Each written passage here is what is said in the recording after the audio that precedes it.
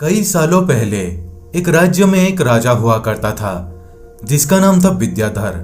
विद्याधर कई राज्यों में अपना जीत हासिल करके अपना साम्राज्य बनाया था। विद्याधर बलवान के साथ साथ बहुत बुद्धिमान भी था और इसलिए विद्याधर के चर्चे हर तरफ होते थे। लेकिन विद्याधर हमेशा सोच में रहता था कि वो अपना खजाना यानी कि हीरे और जवाहरात कहाँ पर छुपाए, क्योंकि विद्याधर के पास इतने हीरे और जवाहरात हो चुके थे कि वो उस हीरे और जवाहरात को संभाल नहीं पा रहा था। कुछ दिनों बाद विद्याधर अपने राज्य में ये ऐलान करता है कि जो भी खजाने की रक्षा के बारे में अच्छा उपाय बताएगा उसे 12,000 सोने की मुद्रा दिया जाएगा। ये ऐलान होने के बाद उस राज्य के बहुत से लोग राजा के दरबार पर जाते हैं और अपनी अपनी राय रखते हैं राजा के सामने, लेकिन राजा को किसी का भी उपाय पसंद नहीं आता। कुछ दिनों बाद एक बूढ़ा आदमी राजा के दरबार पर आता है और राजा से मिलकर कहने लगता है, आप जमीन के अंदर एक ऐसा कमरा बनाओ जिसी को पता ना चले, और उस कमरे के बनने के बाद उस कमरे के गेट को इतना मजबूत बनाओ कि उसे कोई खोल ना पाए। ये बात सुनकर विद्याधर कहने लगता है, ये उपाय तो बहुत से लोग बता चुके हैं, कोई दूसरा उपाय है तो बताओ। तभी वो बूढ़ा आदमी कहने लगता है, अभी तक तो मैंने पूरा उपाय को बताया ही नहीं। उसके बाद विद्याधर कहने लगता है, तो बताओ पूरा उपाय क्या है। उसके बाद वो बूढ़ा आदमी कहता है, उस कमरे के बनने के बाद 2 छोटे बच्चों की बलि देना होगा उस कमरे के सामने, जिससे वो दोनों छोटे बच्चे तुम्हारे खजाने का रक्षा कर सके। और याद रहे कि तुम्हारे अलावा उस कमरे में कोई भी प्रवेश नहीं कर सकता। अगर कोई भी उस कमरे में प्रवेश करने का कोशिश किया तो वो रहस्यमय तरीके से मारा जाएगा। इस उपाय को सुनने के बाद विद्याधर बहुत खुश होता है और उस बूढ़ा आदमी का प्रशंसा करने लगता है और कहता है, जब तक ये कार्य समाप्त नहीं हो जाता तब तक आप हमारे राजमहल में मेहमान की तरह रहें। कुछ दिनों बाद विद्याधर जमीन के अंदर एक बहुत बड़ा कमरा बनवाता है जिसका गेट बहुत मजबूत होता है।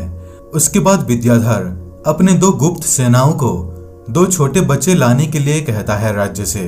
रात को वो 2 गुप्त सेना उस राज्य से 2 अनजान छोटे बच्चों को लाते हैं। उसके बाद विद्याधर उन 2 छोटे बच्चों को अपने गुप्त कमरे के दरवाजे के पास ले जाता है और वहीं वो बूढ़ा आदमी कुछ सामान लेकर गेट के सामने बैठकर कुछ मंत्र पढ़ रहा होता है। उसके बाद वो बूढ़ा आदमी दोनों छोटे बच्चों के माथे पर कुछ लगाता है और उन दोनों बच्चों को बलि वाले स्थान पर बैठा देता है। उन दोनों बच्चों को देखने पर ऐसा लग रहा होता है कि वो दोनों बच्चे किसी के बस में हैं। उसके बाद वो बूढ़ा आदमी विद्याधर को एक तलवार देकर कहता है, उत्तर दिशा की ओर खड़े होकर इन दोनों बच्चों के गले को धड़ से अलग कर दो। उसके बाद विद्याधर उस बूढ़े आदमी के कहे अनुसार उन दोनों बच्चों को मार देता है और उन दोनों बच्चों को उसी दरवाजे के सामने दफना देता है। कुछ देर बाद विद्याधर उस बूढ़े आदमी का भी गला काटकर उसे मार देता है और उसके बाद उसके शरीर को भी उसी दरवाजे के सामने दफना देता है और कहने लगता है, ये राज बस राज ही होना चाहिए, किसी को पता नहीं चलना चाहिए।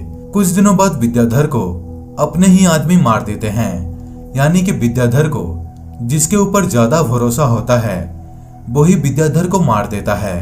राजा की मौत के बाद कुछ लोग उस राजमहल से हीरे जवाहरात चोरी करने के बारे में सोचते हैं, लेकिन उन लोगों को कहीं पर भी हीरे और जवाहरात नहीं मिलते।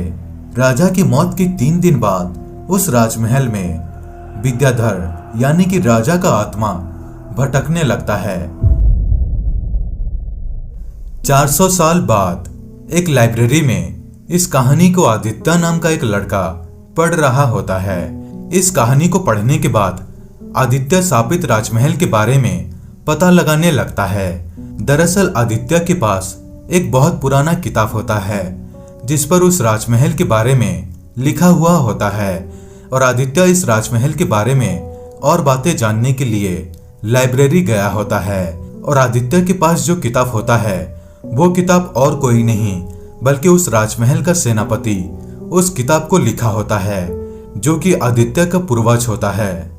और उस किताब के सबसे आखिरी पन्ने में लिखा होता है, इस खजाने के दरवाजे को बस एक ही व्यक्ति खोल सकता है, जो पूर्णिमा की रात के 12 बजे जन्मा हो। उसके बाद आदित्य इस कहानी के बारे में अपने दोस्तों को बताने लगता है, लेकिन आदित्य के सारे दोस्त इस बात को झूठ बताने लगते हैं, जिसे आदित्य बहुत गुस्सा हो जाता है और वहां से चला जाता है। उसके बाद आदित्य 400 साल पुरानी किताबों को ढूंढने लगता है, लेकिन आदित्य को बस 2 ही किताब ऐसे मिलते हैं जिस पर 400 साल पुरानी कहानियों के बारे में लिखा होता है। और आखिर में आदित्य को उस राजमहल के बारे में पता चल जाता है। दरअसल वो राजमहल एक बड़े से पहाड़ के पास खंडर पड़ा होता है। उसके बाद आदित्य अपने 3 दोस्तों को अपने साथ लेकर उस पहाड़ी इलाकों में जाता है। चारों दोस्तों को वहां पहुंचते पहुंचते बहुत रात हो जाता है। वहां पहुंचने के बाद चारों दोस्त उस खंडर राजमहल में रुकने का फैसला करते हैं और उस राजमहल के अंदर जाने लगते हैं। उसके बाद चारों दोस्त उस खुफिया कमरे को ढूंढने लगते हैं जहां पर खजाना होता है। और आखिर में वो सीक्रेट कमरा चारों दोस्तों को विद्याधर के कमरे के नीचे मिलता है। वहां जाने के बाद चारों दोस्त देखते हैं कि उस कमरे के दरवाजे के सामने बहुत सारे मृत शरीर नीचे पड़कर सड़ रहे होते हैं, यानी कि चारों दोस्तों से पहले वहां पर बहुत से आदमी आ चुके थे। ये नजारा देखकर आदित्य के 3 दोस्त बहुत डर जाते हैं। उसके बाद आदित्य कहने लगता है, अगर खजाना चाहिए तो डर को पीछे छोड़ना होगा। उसके बाद आदित्य अपने एक दोस्त को एक मंत्र देकर कहता है, इस मंत्र का जाप करते हुए इस दरवाजे को खोलो। उसके बाद जैसे ही वो दरवाजे को खोलने का कोशिश करता है, तभी तीनों दोस्तों का टॉर्च लाइट ऑफ हो जाता है। उसके बाद जैसे ही आदित्य टॉर्च लाइट ऑन करता है, तो तीनों दोस्त देखते हैं कि जो दरवाजा खोल रहा होता है उसका सिर धड़ से अलग हो गया है और वो जमीन पर गिरकर तड़प रहा है। ये देखकर तीनों दोस्त बहुत डर जाते हैं, लेकिन उसके बाद भी आदित्य कहता है, यहाँ से खजाना लेकर ही जाएंगे। उसके बाद आदित्य जैसे ही अपना टॉर्च लाइट को दरवाजे पर करता है, तो दरवाजे के दोनों साइड पर 2 छोटे बिना सिर वाले बच्चे खड़े होते हैं, जिसे देखकर तीनों दोस्त थर थर कांपने लगते हैं। लेकिन आदित्य बिना डरे उस मंत्र का जाप करते हुए दरवाजे को खोलने का कोशिश करता है और आखिर में दरवाजा खुल जाता है।